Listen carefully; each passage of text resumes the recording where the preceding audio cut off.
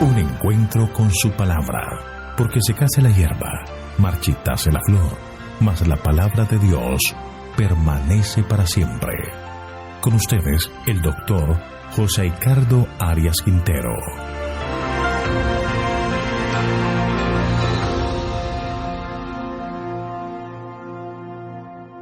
Vamos a estudiar Ezequiel capítulo 15. Jerusalén es como una vid inútil. Te invito a orar.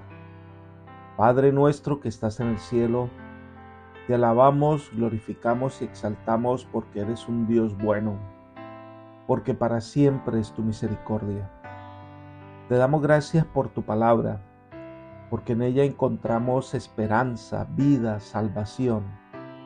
Y por eso al estudiarla solicitamos la presencia de tu Espíritu, para que nos dé esa capacidad de comprender y asimilar las enseñanzas que tienes para nosotros.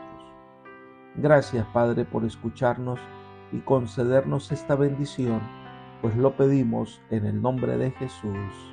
Amén. El capítulo 15 de Ezequiel es una corta poesía que bien podría llevar el título de Alegoría de la Viña. Recuerden que cuando estudiamos el capítulo 14, el Señor le muestra que Dios no va a librar a Israel del castigo por causa de los pocos justos que viven allí. Y esta parábola de la viña les recuerda que Israel no tiene en sí mismo ninguna superioridad sobre las otras naciones. El capítulo 15 de Ezequiel es como una parábola en la que se anuncia la destrucción de Judá por ser estéril. Israel había sido escogido por Dios para que fuera una viña selecta y diera frutos. Su misión era dar a conocer la verdad de Dios a todos los pueblos de la tierra, pero fue infiel a su misión y por lo tanto ha sido desechada. Miremos los versículos 1 al 5 de Ezequiel 15. Podemos decir que es la primera parte de esta poesía de la viña. Leamos los versículos 1 al 3. Entonces vino a mí palabra del Señor diciendo: Oh hijo de hombre, ¿qué es la madera de la vid comparada con la madera de cualquier otra rama de los árboles del bosque? ¿Tomarán de su madera para hacer algún objeto? ¿Tomarán de ella siquiera una estaca para colgar de ella cualquier utensilio? Recordemos que hay varios pasajes de la Biblia que se compara a Israel con una viña. Tomaremos como ejemplo la descripción que aparece en Salmos capítulo 80, versículos 8 al 16. Dice así: Hiciste venir una vid de Egipto, echaste las naciones y las plantaste, limpiaste sitio delante de ella, e hiciste arraigar sus raíces y llenó la tierra. Los montes fueron cubiertos de su sombra y con sus sarmientos los cedros de Dios. Extendió sus vástagos hasta el mar y hasta el río sus renuevos. ¿Por qué aportillaste sus vallados y la vendimia todos los que pasan por el camino? La destroza el puerco montés y la bestia del campo la devora. Oh Dios de los ejércitos, vuelve ahora. Mira desde el cielo y considera y visita esta viña, la planta que plantó tu diestra y el renuevo que pasa para ti afirmaste. Quemada a fuego, está asolada, perezcan por la reprensión de tu rostro. Se destaca que esta viña solo tenía algo especial que la diferenciaba de otras viñas, y es que Dios la plantó. Aquí se plantea la realidad de esta poesía. La vid no es un árbol especial, incluso es feo, no tiene un tronco grueso. Con ella no se pueden hacer grandes muebles o sacar madera para hacer cercos o construir una casa. Por lo tanto, este árbol no es superior a muchos otros árboles del bosque. Esta parábola enseña que Israel no tiene ninguna superioridad inherente sobre las otras naciones de la tierra. El pueblo de Israel no poseía un valor inherente que lo ubicara como una nación superior a las otras naciones de la tierra. Lo que lo hacía especial era que Dios fue el que la trajo a la existencia, que Dios fue el que la formó, que Dios fue el que le dio la tierra por herencia, que Dios fue el que peleó por ella.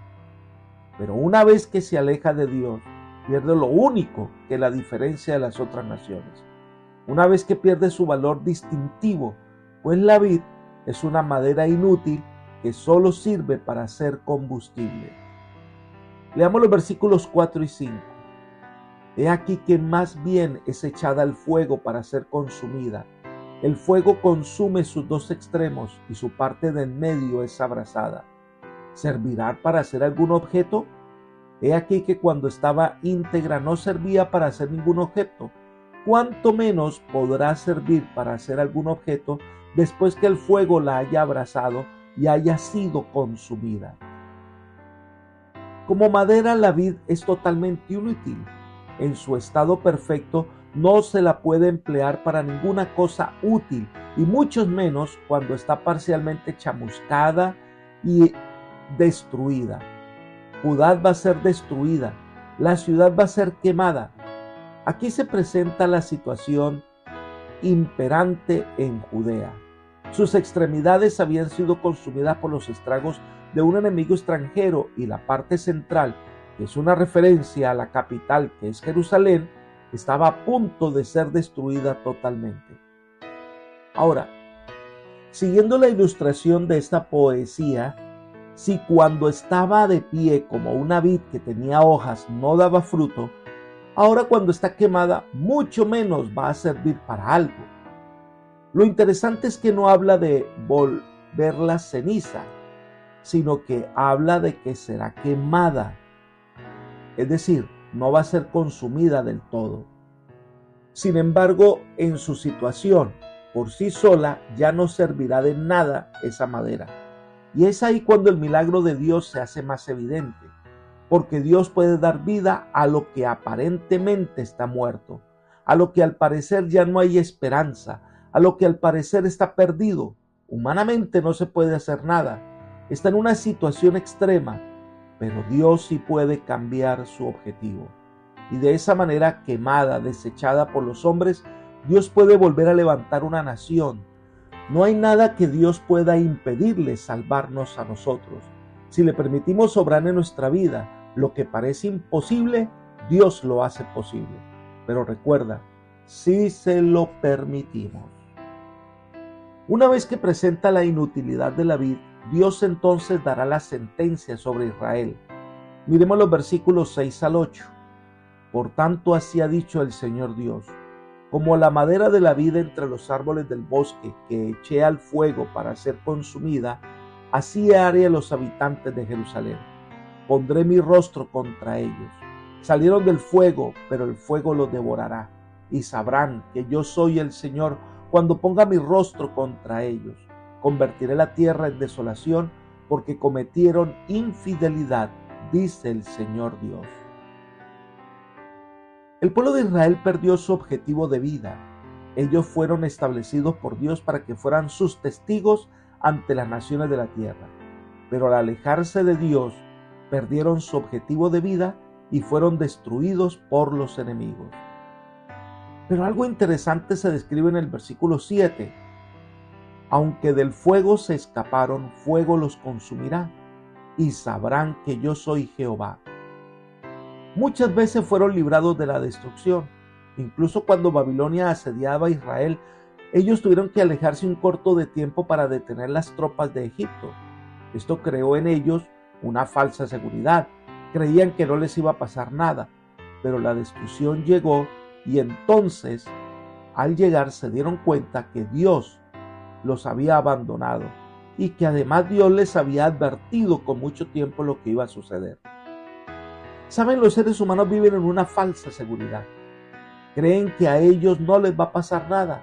Se aventuran por caminos del vicio porque creen que no les va a pasar nada.